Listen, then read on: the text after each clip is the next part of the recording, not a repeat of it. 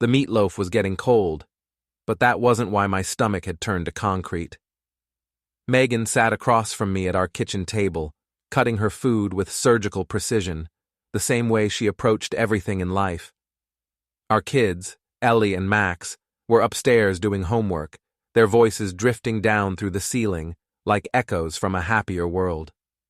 "Tom, we need to talk," Megan said, not looking up from her plate.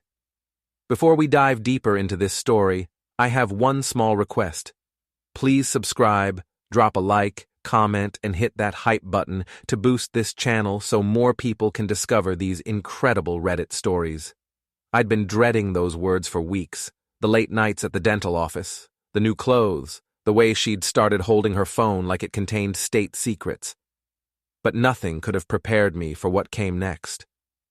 "I've been seeing Aaron for 6 months," she said, finally meeting my eyes. "It's serious. You can either accept it or be alone."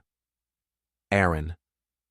My best friend since high school, the guy who'd been best man at our wedding, the same Aaron who'd helped me build the deck out back, who'd taught Max to throw a football, who'd sat right here at this table just last Sunday laughing at my jokes. I set down my fork carefully, the way you handle explosives. "Aaron Miles? Don't act surprised. You've been emotionally absent for years. Aaron makes me feel alive again." Her voice had that defensive edge she got when she knew she was wrong but refused to admit it. My phone buzzed. A text from Aaron. "Hey buddy, can't make poker night. Something came up." The irony would have been funny if my entire world wasn't collapsing. I looked at my wife of 12 years, the mother of my children, and saw a stranger. Her blonde hair was freshly styled, her makeup perfect, even though she'd supposedly been at work all day. When had she started trying so hard? "The kids," I started, "will adjust. Children are resilient." She said it like she was reading from a parenting manual written by sociopaths. Megan's phone lit up on the table. Aaron's name flashed on the screen with a heart emoji. She grabbed it quickly, but not quickly enough. "I'm not asking for your permission, Tom. I'm telling you how it's going to be. Aaron and I are moving in together next month. You can see the kids on weekends if you behave reasonably." Behave reasonably. Like I was the problem here. I stood up slowly, my chair scraping against the hardwood floor we'd picked out together 5 years ago. "I need some air." "Don't be dramatic," she called after me, but I was already heading for the garage. Outside, the October air bit through my flannel shirt. I sat on my workbench, surrounded by tools that suddenly felt like relics from someone else's life. My hands were shaking, not from cold, but from rage so pure it felt like electricity in my veins. That's when I remembered Megan's tablet. She always left it charging in the bathroom, usually logged into everything. My wife wasn't just careless with her heart, she was careless with her secrets too. I found it right where I expected, plugged into the outlet by her vanity mirror. The screen lit up with a gentle swipe, no password required. Her Messages app was still open. What I saw made my stomach lurch, photos I never wanted to see, messages that would make a sailor blush, plans they'd made, places they'd been, lies she'd told. The worst part wasn't the betrayal, it was how long it had been going on. 6 months of working late and girls' nights out and dental conferences. But there was something else, something that made me freeze. Messages about the kids, about how Aaron thought they were baggage, and how Megan was working on a solution. Screenshots of our bank accounts, discussions about our house, our savings, our life insurance policies. They weren't just having an affair, they were planning to take everything. I forwarded the most damning messages to my own phone, then cleared the sent folder. Megan might be careless, but I wasn't going to be stupid. By the time I came back inside, she was loading the dishwasher like nothing had happened. The normalcy of it, the domestic routine continuing while our marriage burned, felt obscene. "I'm taking the kids to my brother's place for the weekend," I said quietly. She shrugged. "Fine, gives me time to pack some things." I went upstairs and found Ellie and Max in the playroom, building something elaborate with Legos. They looked up at me with those trusting eyes that still believed their dad could fix anything. "Hey guys, want to go camping at Uncle Mike's?" "Now?" Ellie asked. She was 10, old enough to sense when something was wrong. "Right now, adventure time." As they scrambled to pack, I threw some clothes into a duffel bag and grabbed my important papers from the home office. Megan was in the living room, already on the phone with someone. Probably Aaron, planning their next move. I loaded the kids into my truck without saying goodbye. In the rearview mirror, I could see our house getting smaller, but I wasn't looking back with sadness. I was looking back like a general studying a battlefield. Megan thought she'd won. She thought she'd delivered the final blow, and all that was left was for me to roll over and die quietly. She had no idea the war was just beginning. My brother Mike lived 40 minutes outside town, in a house that smelled like coffee and dog hair. His wife Sarah took one look at my face and started making up beds for the kids without asking questions. Mike handed me a beer and led me to his back porch. "She's cheating," I said without preamble. "Jesus, Tom, with who?" "Aaron." Mike's beer bottle stopped halfway to his lips. "Aaron Miles? That son of a bitch."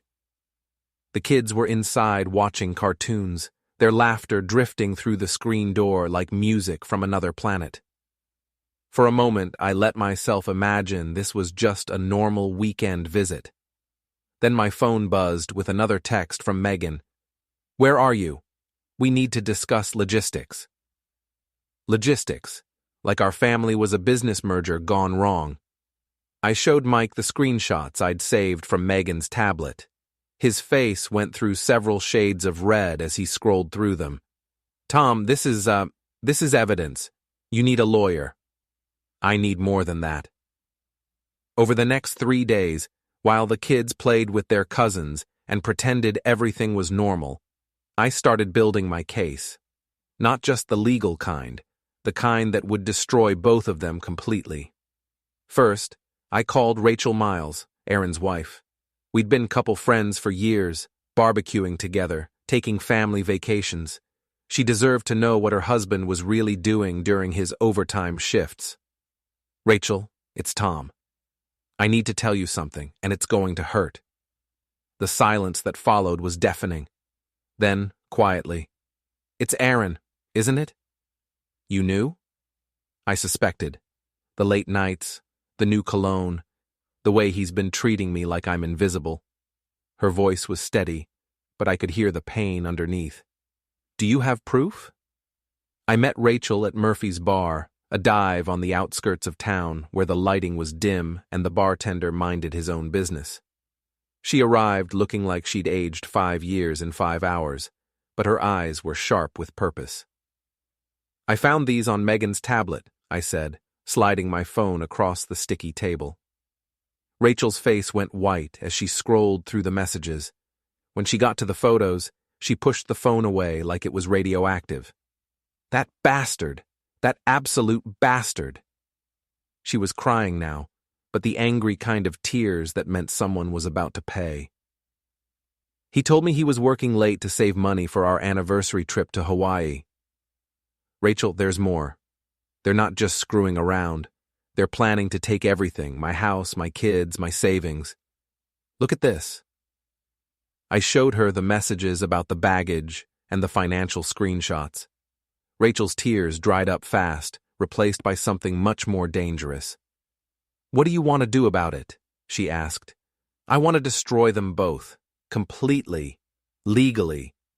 She smiled for the first time since I'd known her to smile in weeks. "I'm in." We spent the next hour planning. Rachel had access to Aaron's phone records, his bank statements, his business accounts. I had Megan's digital trail and a growing understanding of just how careless they'd both been. "There's something else," Rachel said as we prepared to leave. "Aaron's been bragging to his buddies at the garage about how he's upgrading to a younger model. Apparently, your wife isn't the only one he's been seeing." The hits just kept coming. I drove back to Mike's house with a head full of strategy and a heart full of ice. The kids were asleep by the time I arrived, exhausted from a day of pretending their world wasn't falling apart. "How'd it go?" Mike asked. "Aaron's wife is on board. We're going to coordinate our divorces, share evidence, make sure neither of them can claim they're the victims." "What about work? You can't avoid Aaron forever." That was the problem. Aaron and I worked construction, and our crews often collaborated on big projects. I was going to have to face him eventually, and when I did, I needed to be ready. My phone rang. "Megan. Tom, where are my children?" "They're with their father, where they belong. Bring them home, now." "Our home? The one you're planning to steal? The one where you've been screwing my best friend while they're upstairs sleeping?" Silence. Then, "How did you—" "No. Maybe because you're not as smart as you think you are, Megan. Maybe because cheaters always get sloppy. You're being unreasonable. Aaron and I love each other. This doesn't have to be ugly." "Doesn't have to be ugly." I laughed, but there was no humor in it. "You destroyed our family and you're worried about ugly? Sweetheart, you haven't seen ugly yet." I hung up and turned off my phone. Let her wonder. Let her worry. Let her start to understand that the quiet, reliable husband she'd been taking for granted wasn't going to back down.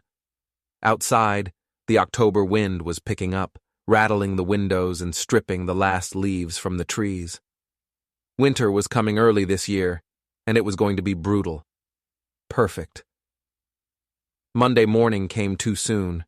I had to go back to work, back to the construction site where Aaron would be waiting with his smug smile and his guilty conscience.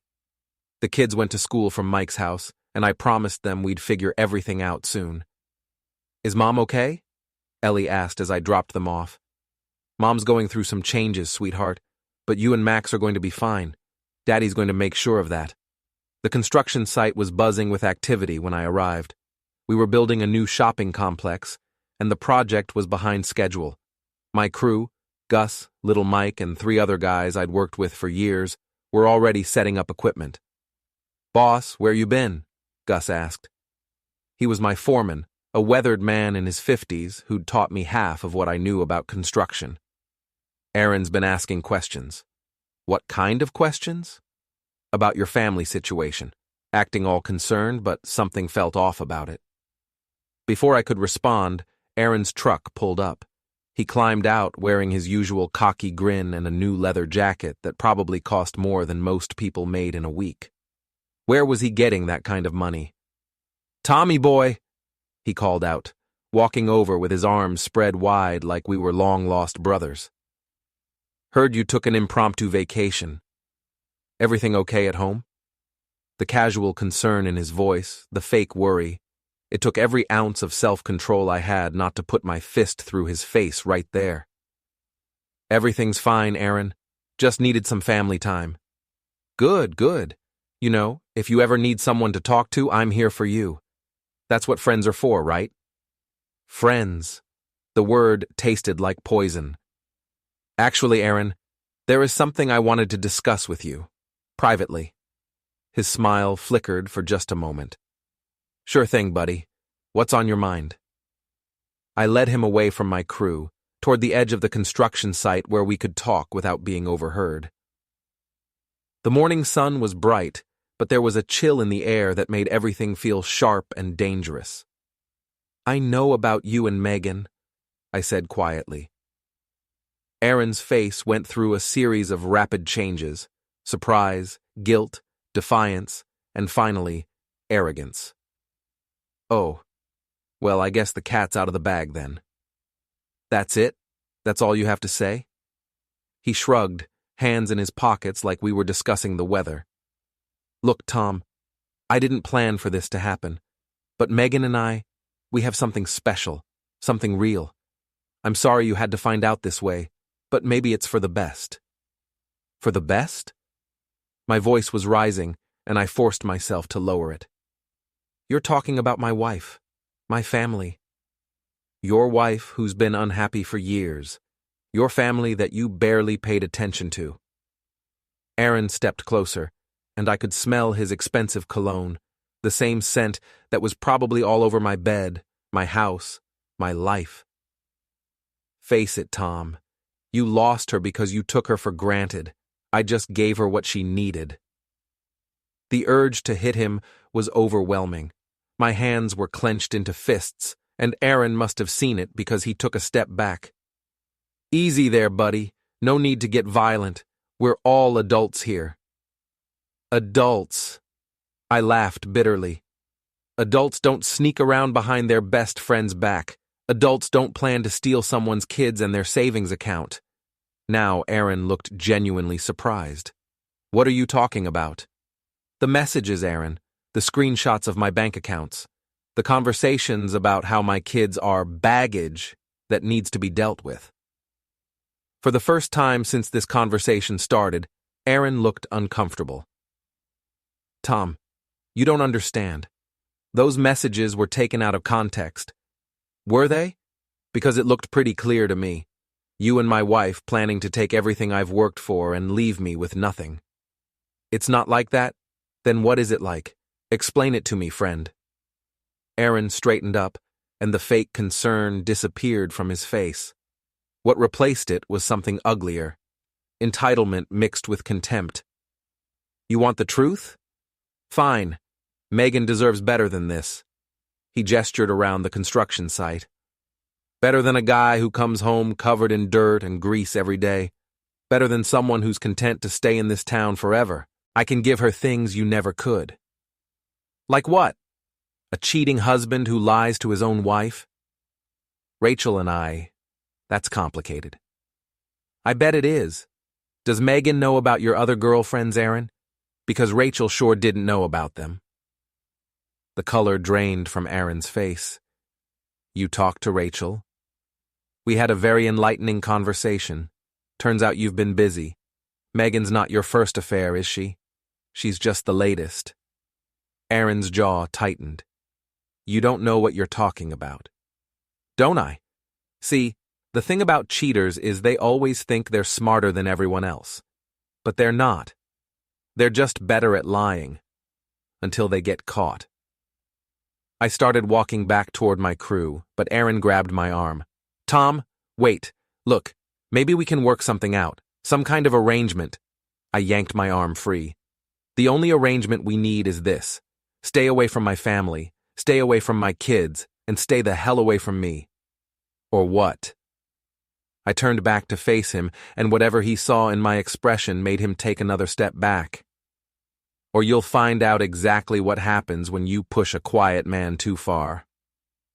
The rest of the workday passed in a blur of tension and whispered conversations. Word was already spreading among the crews that something was going down between Aaron and me. In a small town, secrets had a half-life of about 10 minutes. By quitting time, my phone was buzzing with messages from Megan. She was angry, scared, and demanding that I bring the kids home immediately. She'd apparently gotten wind of my conversation with Aaron and was in full panic mode. But I wasn't ready to go home yet. I had one more stop to make. Murphy's bar was busier than it had been on Saturday, filled with after-work drinkers and the usual crowd of locals who treated the place like their personal social club. I found a seat at the bar and ordered a whiskey, neat. Tom Jacobs, right? The woman next to me was in her 40s, with graying hair and sharp eyes. I recognized her as Denise, one of the town's most reliable sources of gossip. Heard you're having some domestic troubles. In a bigger city, I might have told her to mind her own business. But this was the kind of place where everyone knew everyone, and information was currency. Word travels fast, I said. Faster when it involves Aaron Miles. That boy's been asking for trouble for years. She took a sip of her beer and studied me carefully. Question is, what are you going to do about it? What would you do, Denise? She smiled, and it wasn't entirely pleasant. Honey, if someone stole my husband and tried to take my kids, I'd make sure the whole town knew exactly what kind of people they really are. Sunlight's the best disinfectant, you know. Interesting philosophy. Small towns have long memories, Tom. People remember who the good guys are and who the bad guys are. Sometimes they just need a little reminder. I finished my whiskey and left a generous tip. Denise was right about one thing. In a place like this, reputation was everything, and Aaron and Megan were about to learn that lesson the hard way. Outside, the sun was setting, painting the sky in shades of orange and red. It looked like the whole world was on fire, and maybe it was. My phone rang. Rachel. Tom, we need to meet. I found something you need to see. Rachel was waiting for me in the parking lot of the 24-hour diner on Route 9, her face pale in the fluorescent light. She clutched a manila folder against her chest like it contained nuclear launch codes. I went through Aaron's home office, she said without preamble. Bank statements, credit card bills, phone records. Tom, it's worse than we thought. Inside the diner, we took a corner booth away from the other late-night customers. Rachel spread the contents of her folder across the table like a detective laying out evidence at a crime scene. Look at this, she said, pointing to a bank statement. 3 months ago, Aaron took out a $20,000 loan against his business. I never knew about it. I studied the paperwork. What did he need the money for? That's what I wondered. So, I dug deeper. She pulled out a series of receipts. Hotel rooms, expensive restaurants, jewelry purchases. He's been financing this affair with borrowed money. The jewelry receipts were particularly interesting. A diamond bracelet purchased 2 weeks ago, earrings from last month, a necklace from the month before that, all from the same upscale jewelry store in Portland, all charged to Aaron's business credit card. Megan's been wearing new jewelry lately, I said, thinking back to the past few months. I thought she was treating herself with her dental office paychecks. There's more. Rachel pulled out a stack of printed emails. I accessed Aaron's business email account. He's been using company resources to plan personal trips with your wife. Look at this. A weekend reservation at a bed and breakfast in Bar Harbor, charged to his business account as a client entertainment expense. The evidence was damning, but it was also something else. It was stupid. Aaron had been so arrogant, so confident that he'd never get caught, that he'd left a paper trail a blind man could follow. Rachel, this is fraud. Business fraud, tax fraud. He could go to prison for this. I know, but I want to handle this carefully. If we move too fast, he might destroy evidence or transfer assets. She was right. We needed to be strategic about this. What about Megan's end? Have you found anything from her side? That's where you come in. I can't access her accounts, but you might be able to. You're still married, still have access to joint accounts and shared assets. I'd been avoiding going home, but it was time to face the music. Megan would be there, probably with Aaron, probably planning their next move. But I had advantages they didn't know about. I knew they were planning something, and I had Rachel feeding me information from the other side. I'll go home tomorrow, I said. See what I can find. Be careful, Tom. If they realize what we're doing, they won't.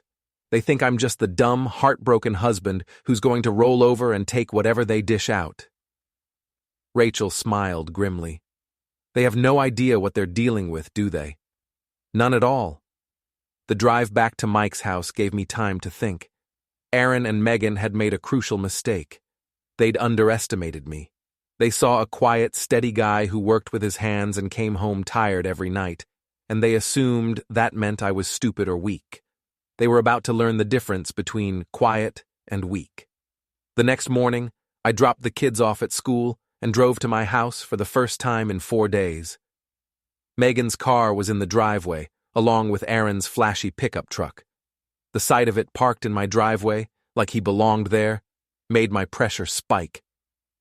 I sat in my truck for a moment, collecting myself. I needed to play this smart. No confrontations, no drama, just gather information and get out. The front door was unlocked. I could hear voices from the kitchen, Megan and Aaron having what sounded like an intense discussion. I moved quietly through the living room, staying out of sight. Told you he was suspicious, Megan was saying. We need to move faster. Relax, baby. Tom's not going to cause any real problems. He's too nice, too predictable. You don't know him like I do. When Tom gets angry, he gets quiet. And quiet Tom is dangerous. Dangerous? Come on, Megan. The guy builds strip malls for a living. What's he going to do? Threaten me with a hammer? Their laughter made my stomach turn. I eased closer to the kitchen doorway, staying in the shadows. I'm serious, Aaron. We need to be careful. If he finds out about the money, he won't. And even if he does, what's he going to do about it? By the time he figures anything out, we'll be long gone. What about the kids? What about them? Look, I know you think you want them around, but let's be realistic. Kids are expensive, they're complicated, and they're going to hate me for breaking up their family anyway. Maybe it's better if Tom keeps them. I heard Megan's sharp intake of breath. That's not what we discussed. I know. But think about it. We could travel, live anywhere we want. No responsibilities, no complications, just us.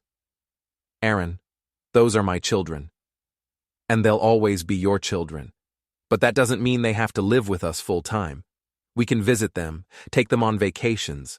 It'll be like having kids without all the day-to-day hassle. The casual way he dismissed my children, our children, as hassle, made me want to storm into that kitchen and end this conversation permanently. But I forced myself to stay hidden and keep listening. I don't know, Megan said uncertainly. I always pictured us as a family.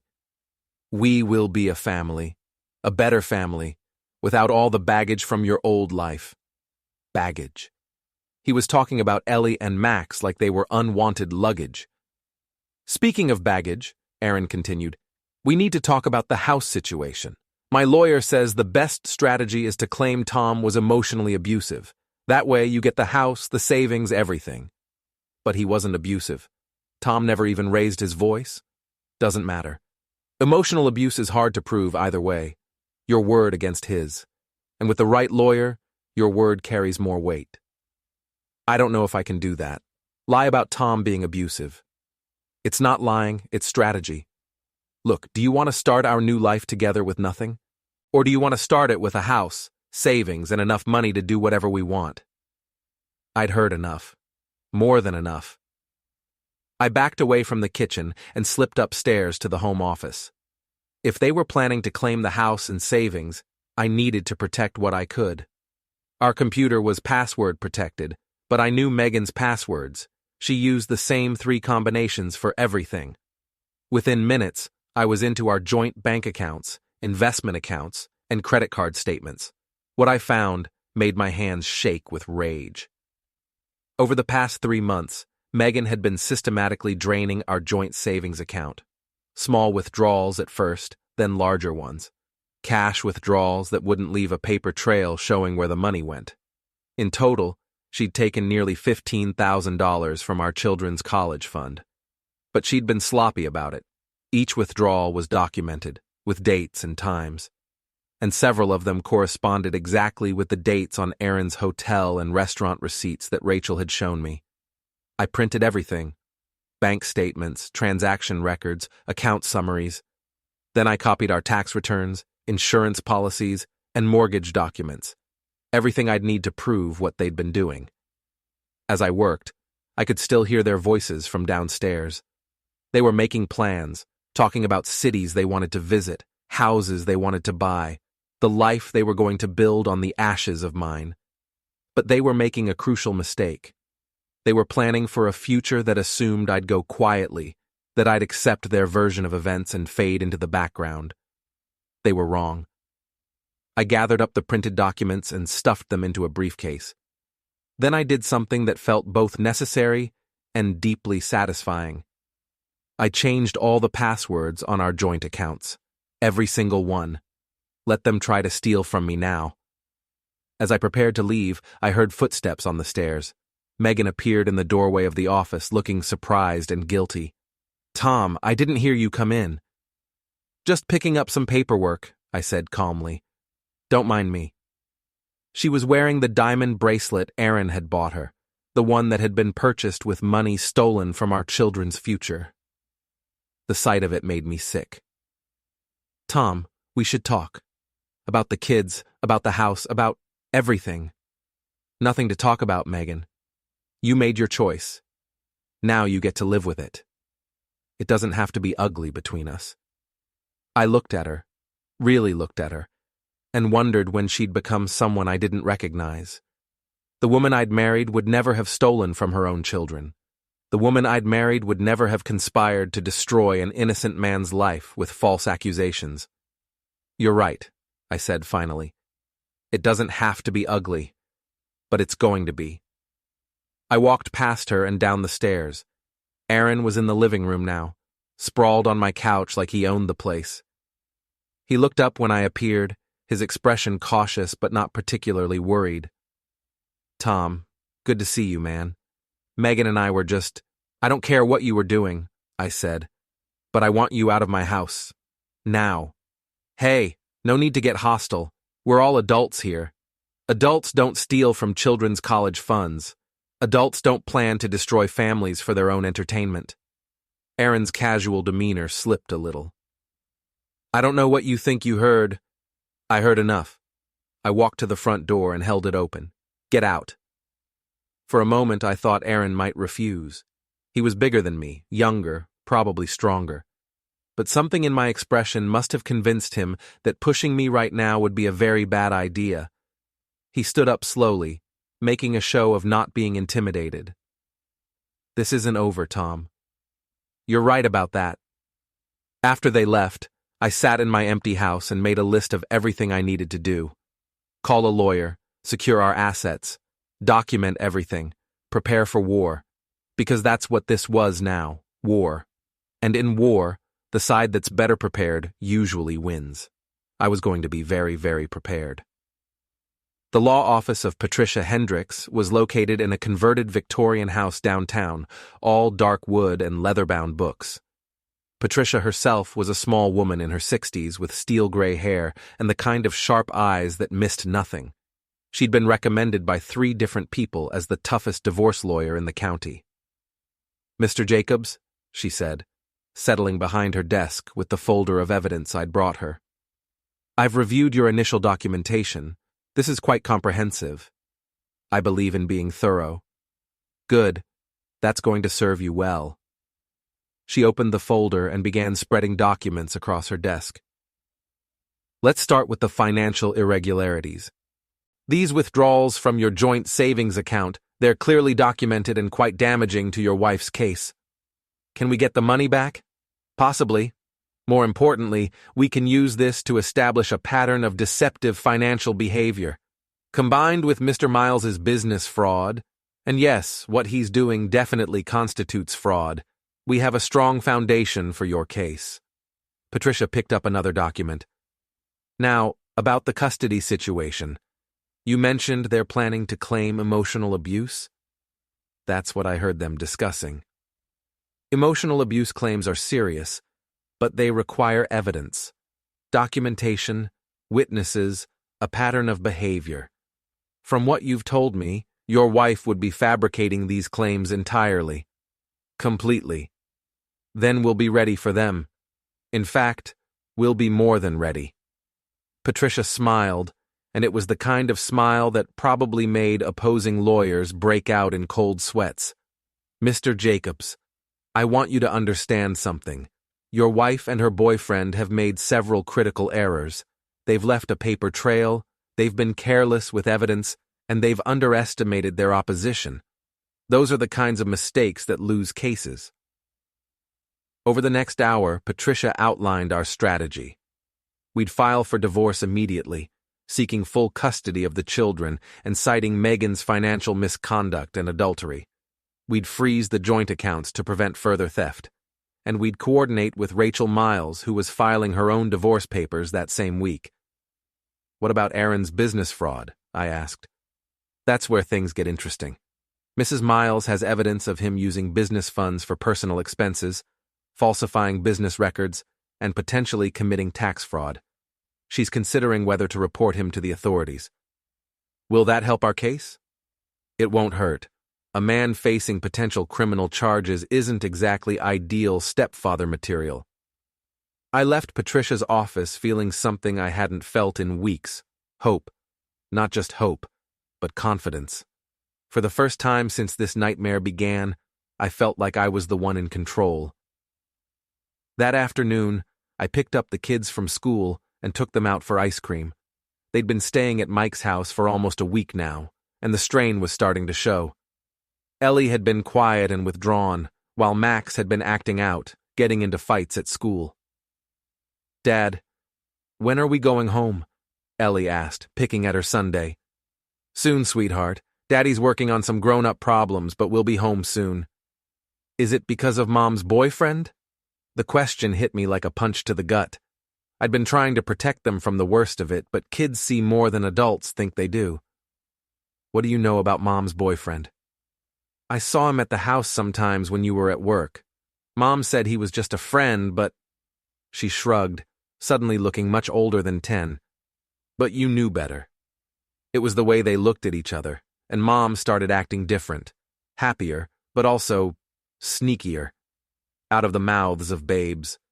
"Ellie, I want you to know that none of this is your fault or Max's fault. Sometimes grown-ups make bad choices, but that doesn't mean they love you any less. Do you still love Mom?" The question hung in the air between us. How do you explain to a 10-year-old that love and trust are different things, that you can love someone and still not be able to live with them? "I love the mom you and Max deserve to have," I said finally, "and I'm going to make sure you always have that." That evening, after the kids were asleep, I met Rachel at Murphy's bar again. She looked exhausted but determined, clutching a fresh folder of evidence. "I filed the divorce papers today," she said without preamble. "Aaron's been served. He's furious." "How furious?" "Furious enough to make threats. He came to the house this afternoon screaming about how I was ruining his life. The neighbors called the police." That was interesting. A man with a history of threatening behavior wouldn't look good in family court. "Did you file a report?" "I did.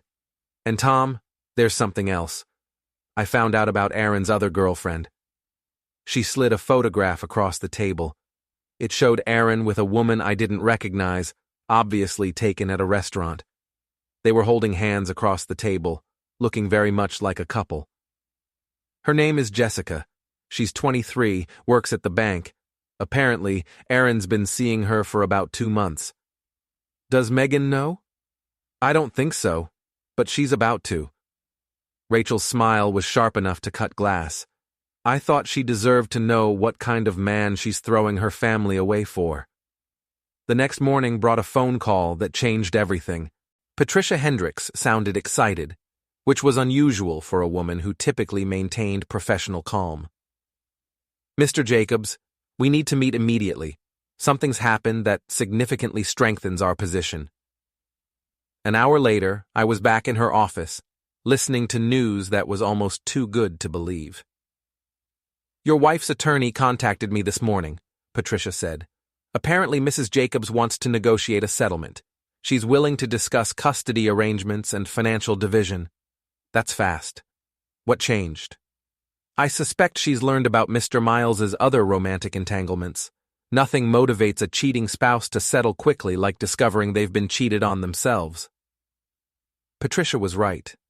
When I got home that afternoon, to my own house, for the first time in over a week, I found Megan waiting for me. She looked like she'd been crying for hours. "Tom, we need to talk." "I'm listening." "I made a mistake, a huge mistake. Aaron, he's not who I thought he was." "What gave it away? The stealing, the lying, or the other girlfriend?" Megan's face crumpled. "You know about Jessica." "I know about a lot of things, Megan. The question is, what are you going to do about it?" "I want to work things out. Between us, I mean. For the kids." For a moment, I almost felt sorry for her. She looked genuinely devastated, genuinely remorseful.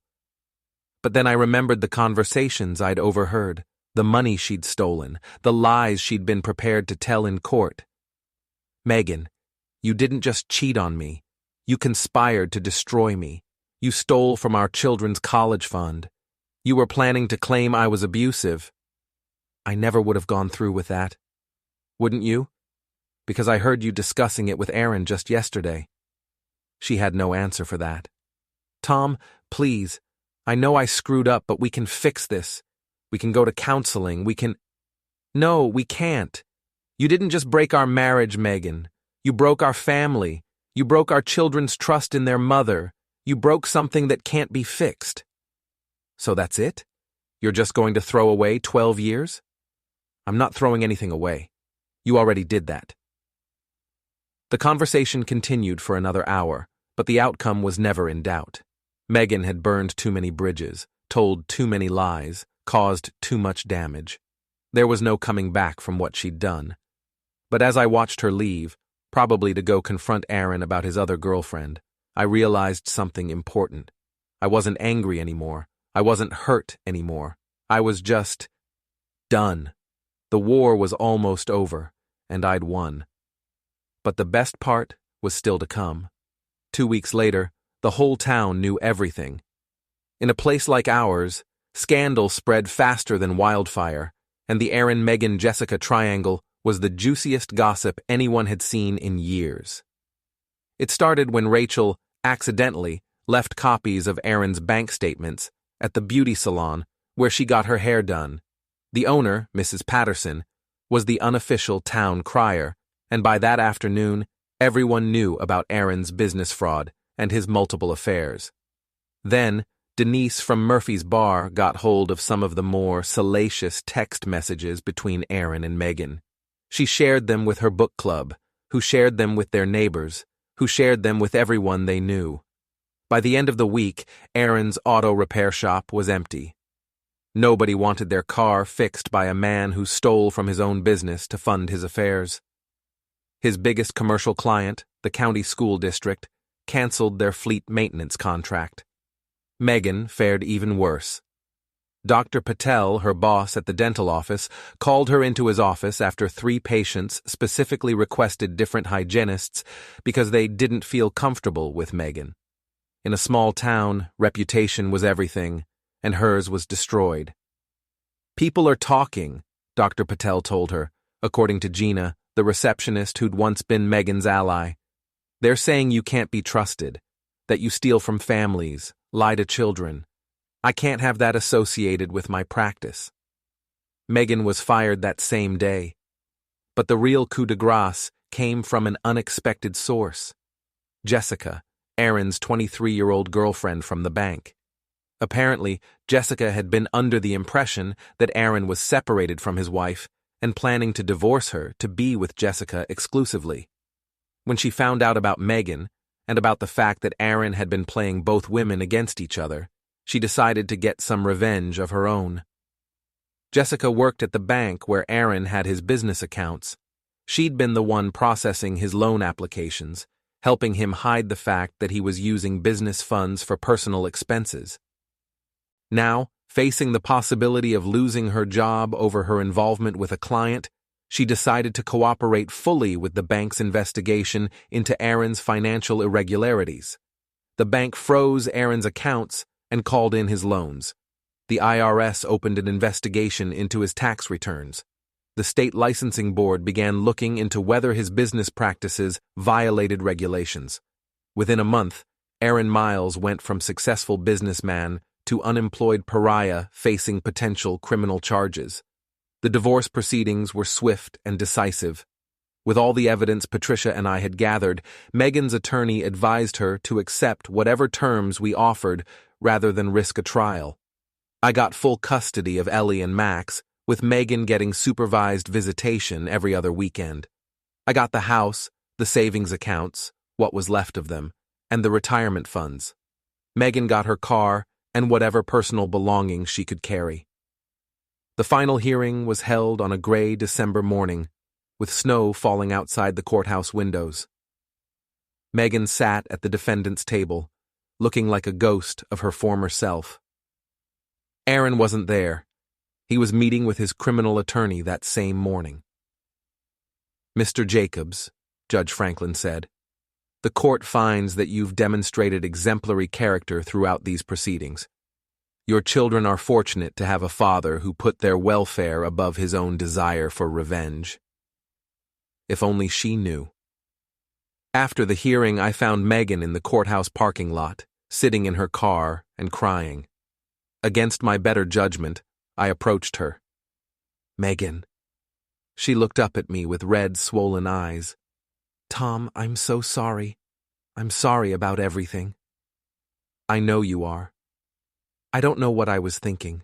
Aaron, he made me feel, I don't know, special, important, like I was worth something." "You were always worth something, Megan. You just forgot.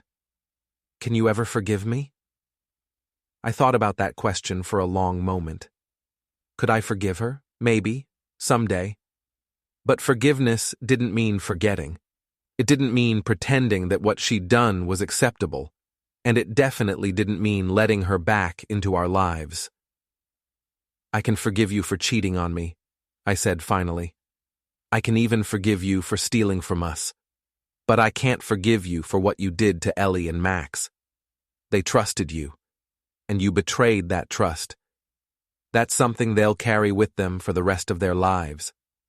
They hate me now. They don't hate you, but they don't trust you.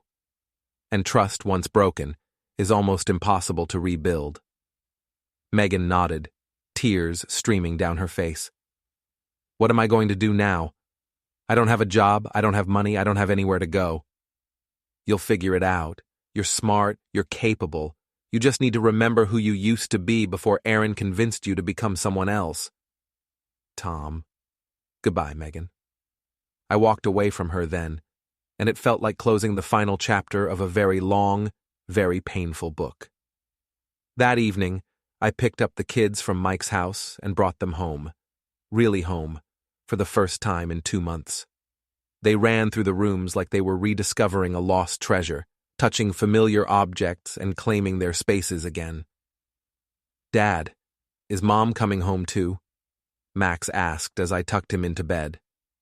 "No, buddy. Mom's going to live somewhere else now, but you'll still see her sometimes." "Is it because of what she did?"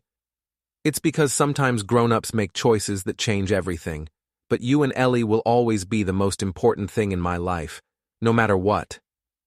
"Promise?" "Promise." Later, after both kids were asleep, I sat in my living room with a beer and thought about everything that had happened. 6 months ago, I'd been a married man with what I thought was a stable family. Now I was a single father starting over from scratch. But here's the thing. I wasn't bitter anymore. I wasn't angry anymore. I was just free. Free from a marriage that had been dying for years. Free from a wife who'd stopped respecting me long before she'd started cheating. Free from the pretense that everything was fine when it clearly wasn't. My phone buzzed with a text message. It was from Rachel Miles. "Heard about the hearing today. Congratulations. Aaron's been arrested, by the way. Tax evasion and fraud. Thought you should know." I smiled and typed back, "Thanks for everything. Couldn't have done this without you. We made a good team. Take care of yourself, Tom." I set down my phone and looked around my house. My house now, legally and completely. Tomorrow, I'd start the process of truly making it ours again, mine and the kids. New paint, new furniture, new memories to replace the old ones. But tonight, I was just going to sit here and enjoy the silence. The peaceful, honest silence of a man who'd fought for what mattered and won. Outside, snow continued to fall, covering everything in clean white. A fresh start, a new beginning. The war was over, and the good guys had won. As I finished my beer and prepared to go to bed, I thought about something Denise had said at Murphy's bar all those weeks ago. Small towns have long memories. People remember who the good guys are and who the bad guys are. She was right. This town would remember Aaron Miles as the man who stole from his business and cheated on his wife with multiple women. They'd remember Megan Jacobs as the woman who abandoned her children for a man who didn't even want them. But they'd also remember Tom Jacobs as the man who fought for his kids and won. The man who kept his dignity when others lost theirs. The man who proved that quiet didn't mean weak. And that was a reputation I could live with.